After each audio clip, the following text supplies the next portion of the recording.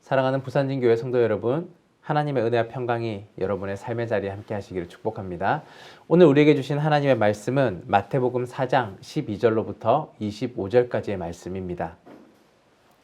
예수께서 요한이 잡히셨음을 들으시고 갈릴리로 물러가셨다가 나사렛을 떠나 스불론과 납달리 지경 해변에 있는 가버나움에 가서 사시니 이는 선지자 이사야를 통하여 하신 말씀을 이루려 하심이라. 일러스되 스불론 땅과 납달리 땅과 요단강 저편 해변길과 이방의 갈릴리여, 흑암에 앉은 백성이 큰 빛을 보았고 사망의 땅과 그늘에 앉은 자들에게 빛이 비추었도다 하였느니라. 이때부터 예수께서 비로소 전파하여 이르시되 회개하라, 천국이 가까이 왔느니라 하시더라. 갈릴리 해변에 다니시다가 두 형제 곧 베드로라 하는 시몬과 그의 형제 안드레가 바다에 그물을 던지는 것을 보시니 그들은 어부라. 말씀하시되 나를 따라오라, 내가 너희를 사람을 낚는 어부가 되게 하리라 하시니 그들이 곧 그물을 버려두고 예수를 따르니라. 거기서 더 가시다가 다른 두 형제 곧 세베대의 아들 야고보와 그의 형제 요한이 그의 아버지 세베대와 함께 배에서 그물 깁는 것을 보시고 부르시니 그들이 곧 배와 아버지를 버려두고 예수를 따르니라. 예수께서 온 갈릴리에 두루 다니사 그들의 회당에서 가르치시며 천국 복음을 전파하시며 백성 중에 모든 병과 모든 약한 것을 고치시니 그의 소문이 온 수리아에 퍼진지라. 사람들이 모든 앓는 자 곧 각종 병에 걸려서 고통당하는 자, 귀신 들린 자, 간질하는 자, 중풍병자들을 데리고 오니 그들을 고치시더라. 갈릴리와 데가볼리와 예루살렘과 유대와 요단강 저편에서 수많은 무리가 따르니라. 아멘. 예수님께서는 세례 요한이 투옥되었다는 사실을 들으시고는 갈릴리 가버나움으로 가셨습니다. 그리고 이때부터 본격적으로 회개를 선포하시며 천국 복음을 전파하기 시작하셨습니다. 그리고 갈릴리 해변가에서 베드로와 안드레 그리고 야고보와 요한을 제자로 삼으셨고 온 갈릴리를 두루 다니시며 천국 복음을 전파하고 병든 자들을 고쳐주셨습니다. 오늘 말씀에는 여러 가지 주제들을 담고 있는데요. 그 중에서 예수님이 하신 말씀, 우리에게 주신 천국에 대하여서 함께 묵상하도록 하겠습니다. 인간이 생명을 유지시키는 방법은 두 가지가 있습니다. 하나는 세상 것을 가지고 생명을 조금 더 길게 연장하는 것이고 또 다른 하나는 하나님 안에서 새로운 생명을 얻는 것입니다. 전자의 경우에는 땅의 재물과 힘을 가지고 의학을 이용하는 것인데 이것은 생명을 연장하는 것이고 그 한계가 정해져 있습니다. 후자의 경우에는 예수 그리스도를 믿는 자들에게 주어지는 영원한 생명입니다. 우리가 이 시간에 함께 나누고자 하는 말은 이 두 번째 이야기입니다. 하나님께로부터 주어지는 영원하고 새로운 생명입니다. 이 생명은 예수님을 믿는 자들에게만 주어집니다. 예수님을 믿는다는 것은 세상에서 생산되는 것으로 내 생명을 유지하려는 것이 아닙니다. 예수님께 있는 영생, 그 영생을 우리의 삶에 이루는 것을 말하고 있습니다. 이 영원한 삶을 살아가는 것을 우리는 천국이라고 부릅니다. 여러분은 천국을 소유하셨습니까? 천국의 삶을 살고 계십니까? 천국하면 떠오르는 이미지가 있습니다. 머릿속에서 우리는 죽으면 가는 곳이라는 생각을 가지고 있습니다. 그래서 지금 여러분께 묻기를 지금 천국 가고 싶습니까? 라고 물어본다면 아마도 지금 죽고 싶느냐라고 말하는 것처럼 그러한 뉘앙스로 들릴 수도 있습니다. 그렇다면 천국은 어떤 곳일까요? 그 천국에 대해서 함께 묵상해 보겠습니다. 오늘 본문에서 예수님은 본격적인 사역을 시작하시면서 가장 처음 외치신 말씀이 있습니다. 회개하라, 천국이 가까이 왔느니라 입니다. 17절 말씀입니다. 이때부터 예수께서 비로소 전파하여 이르시되 회개하라, 천국이 가까이 왔느니라 하시더라. 아멘. 우리나라 사람들에게는 천국이라는 개념이 성경적인 개념이라기보다는 극락이라는 개념으로 이해하는 경우가 많이 있습니다. 극락은 불교의 이상향입니다. 더없이 안락하여서 아무 걱정이 없는 장소. 불교에서는 인간 세계의 서쪽으로 10만억 불토를 지난 곳에 극락이 있다라고 말합니다. 성경에서 말하는 천국을 알려고 하기보다는 지금까지 알고 있던 극락의 개념으로 천국을 상상하고 있기 때문에 성경에서 말하고 있는 천국도 자기가 알고 있는 그 곳이라고 생각하고 있습니다. 사람들은 천국을 말할 때 화려한 보석으로 지어 있는 그런 집들을 상상합니다.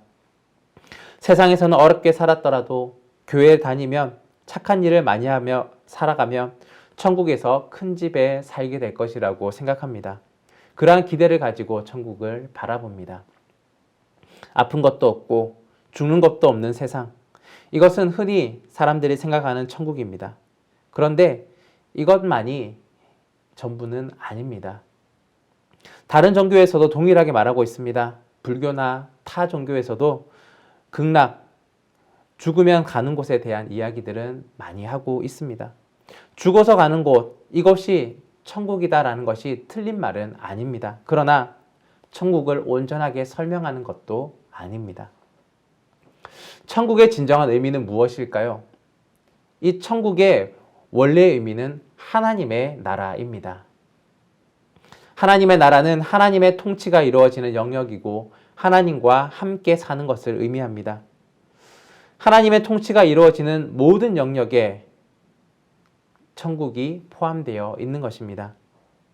저와 여러분의 삶의 중심이 하나님이 되고 하나님의 뜻이 우리의 삶 가운데 온전히 이루어진다면 우리의 삶의 천국이 이루어지는 것입니다.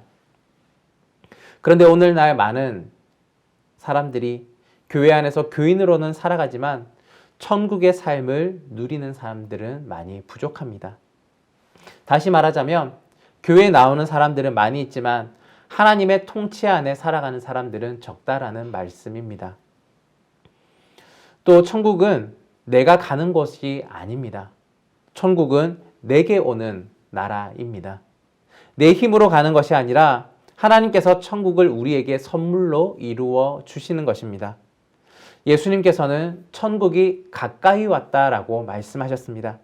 다시 말하자면 천국은 움직여서 우리에게로 다가오고 있는 나라입니다.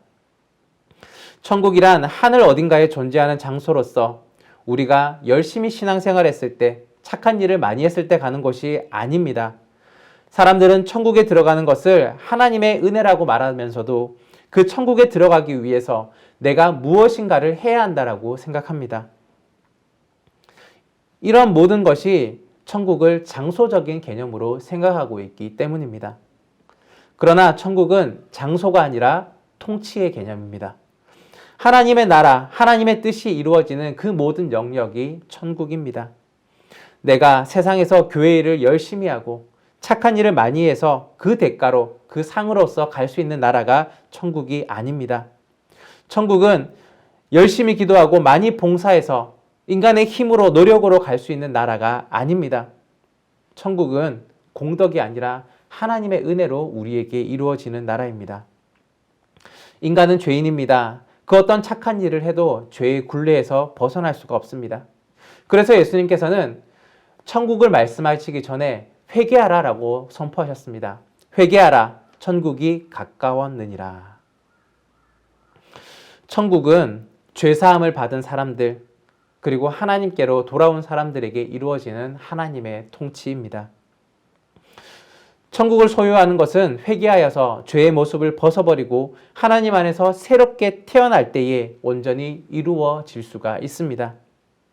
인간이 죄로 인하여서 잃어버렸던 하나님의 통치를 다시금 회복시킨 그곳이 바로 천국인 것입니다. 예전에 우리는 죄와 흑암의 권세 아래에 있었던 사람들입니다. 그런데 우리에게 하나님께서 일방적으로 천국을 가지고 이 땅에 오셨습니다. 이것이 바로 은혜입니다. 우리가 이 땅에 오신 하나님, 예수님께 그 모든 것을 내어놓을 때 우리의 공로는 없음을 고백하며 그저 하나님의 은혜임을 고백할 때 하나님께서 우리에게 천국을 이루어 주십니다. 그리고 우리는 그것에 감사할 따름입니다. 23절 말씀입니다. 예수께서 온 갈릴리에 두루 다니사 그들의 회당에서 가르치시며 천국 복음을 전파하시며 백성 중에 모든 병과 모든 약한 것을 고치시니. 아멘. 예수님께서 갈릴리를 두루 다니시며 모든 약한 것들을 고치셨습니다. 각종 병 있는 사람들, 귀신 들린 사람들, 중풍병에 걸린 사람들이 예수님께 나와 고침과 회복을 얻었습니다. 여기에 나오는 질병들은 그 당시 의학이나 과학으로서 고칠 수가 없는 것들이었습니다. 평생 고통 가운데 살아가야 할 사람들에게 우리 예수님께서 찾아오셨고 그들의 삶을 기쁨으로 변화시켜 주셨습니다. 이 병자들은 자기 힘을 내세울 것이 전혀 없었습니다. 오직 예수님께서 베푸신 은혜만 감사할 뿐이었습니다. 예수님께서 병든 자들을 고쳐주신 것은 그들이 불쌍하기 때문이기도 하지만 더 큰 이유가 있습니다. 이들을 고쳐주심으로써 이 세상에 온 천국이 어떠한 모습인지를 보여주시고자 하시기 때문이었습니다. 천국은 자기를 내세우지 않는 자, 하나님의 은혜를 바라보는 자, 자신이 죄인임을 알고 자신의 공로를 주장하지 아니하고 하나님의 은혜를 고백하는 자들에게 주어지는 선물입니다. 천국에는 새로운 기쁨이 있습니다. 그 기쁨은 하나님만을 바라보며 예수 그리스도를 영접하며 하나님의 다스림을 받는 자들에게 주시는 하나님의 영원한 기쁨입니다. 이러한 기쁨과 감격이 넘치는 곳, 그곳이 바로 천국입니다. 우리 주님과 함께하며 우리 하나님의 통치가 온전히 이루어지는 그 어디나 바로 천국입니다. 오늘 본문 18절 내용을 보면 예수님의 부름을 받았을 때에 자신이 가지고 있던 모든 세상의 것을 내버려 두고 예수님을 따른 어부들에 대한 기록이 있습니다. 19절, 20절 말씀입니다. 말씀하시되 나를 따라오라. 내가 너희를 사람을 낚는 어부가 되게 하리라 하시니 그들이 곧 그물을 버려두고 예수를 따르니라. 아멘. 모든 것을 버려두고 예수님을 따른 사람들, 그들에게는 새로운 인생이 시작되었습니다. 육체의 생명을 위해서, 자기를 위해서 일하는 사람이 아니라 하나님의 뜻을 이 땅에 이루기 위한 그 하나님의 뜻을 위하여 살아가는 사람이 된 것입니다. 하나님의 통치를 온전히 이루어가는 일에 동참되어서 천국 백성의 삶을 살아가게 된 것입니다. 하나님은 오늘도 우리를 부르십니다.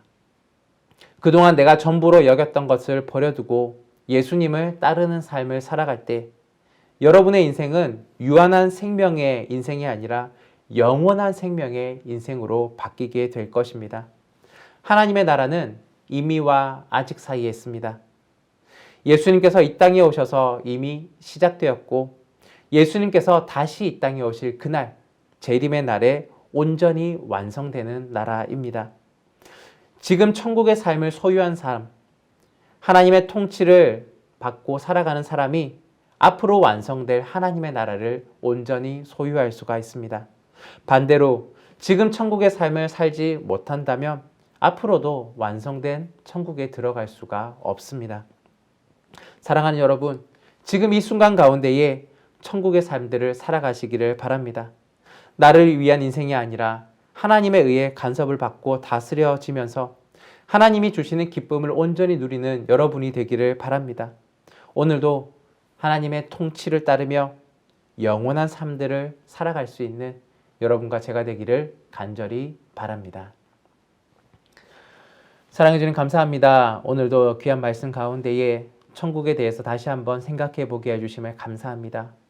우리가 그동안 생각하였던 그 개념들을 틀을 벗어나서 하나님의 통치가 이루어지는 그 모든 영역을 천국임을 알게 되었습니다. 오늘 우리의 삶, 지금 나의 삶이 하나님의 통치를 따르는 천국의 삶이 되게 하여 주시고 이 땅 가운데서부터 시작된 그 하나님 나라가 영원한 하나님 나라로 이어질 수 있는 복들을 이루어 주옵소서.